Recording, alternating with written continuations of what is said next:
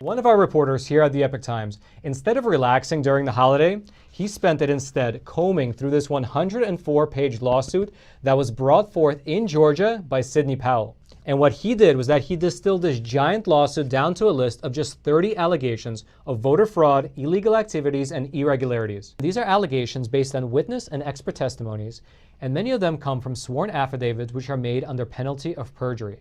So they are serious and should be given appropriate consideration. There is a sworn affidavit from a man who says that he is the cousin of the former CEO of the company that developed the software that was adopted.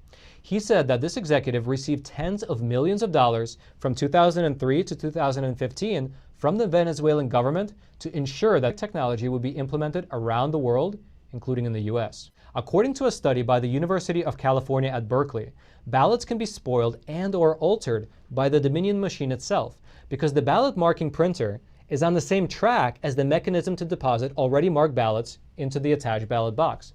And so this basically means that after a voter submits their ballot into the machine can add additional marks to it. Allegation 11.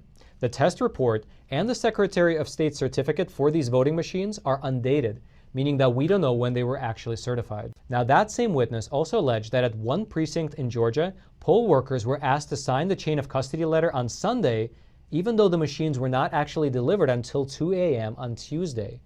And even worse, when the machines actually arrived, they were not sealed or locked, and the serial numbers that were on them did not match the documentation.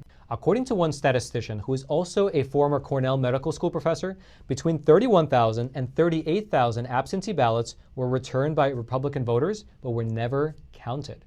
Based on that same analysis, between 16,000 and 22,000 Republican voters received absentee ballots that they claim they never requested. Based on the analysis of a researcher, over 20,000 absentee or early voters cast their ballots in Georgia even though they had already moved out of the state, which is illegal according to Georgia state law. According to one witness, many voters were not allowed to cancel their mail-in ballot on Election Day and vote in person. That same witness alleged that many voters tried and were denied the option to cast a provisional ballot on Election Day. Why?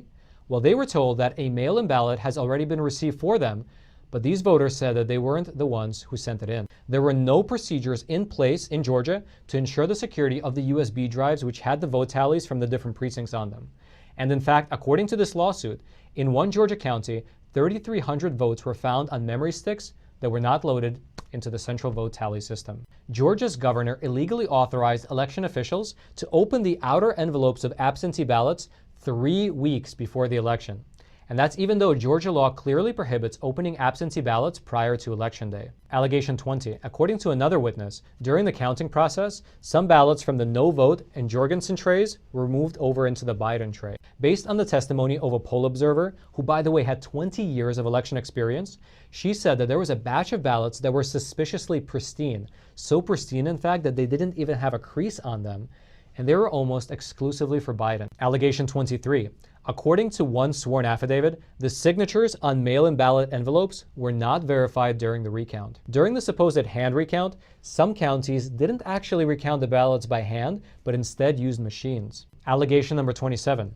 One witness alleged seeing many batches of ballots that were suspiciously 100% for Biden. That same witness also alleged that the watermark on at least 3 ballots were solid gray in color instead of being transparent like they normally are, leading them to believe that the ballot was fake.